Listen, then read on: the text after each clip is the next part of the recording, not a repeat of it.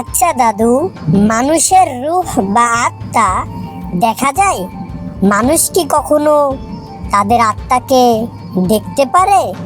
তুমি অবশ্যই জানাবে দাদু ভাই।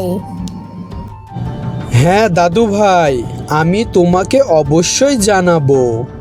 মানুষের মৃত্যু হলে তার আত্মা একমাত্র ফেরেশতা দেখতে পায়। দাদু ভাই, কোনো মানুষ তাদের রূহ বা আত্মা দেখতে পায় না। আল্লাহ পবিত্র আল কুরআনে বলেছেন, যদি তোমাদের কেউ জিজ্ঞেস করে রূহ সম্পর্কে, তাহলে তাদেরকে বইলো, এটি আল্লাহর আদেশসমূহ, একমাত্র আল্লাহই তা জানেন। আমরা মানুষ কখনোই তা দেখতে পাবো না। মানুষ যখন মৃত্যুর খুব কাছাকাছি যায়, তখন ফেরেশতা এসে তার রূহ নিয়ে যায়।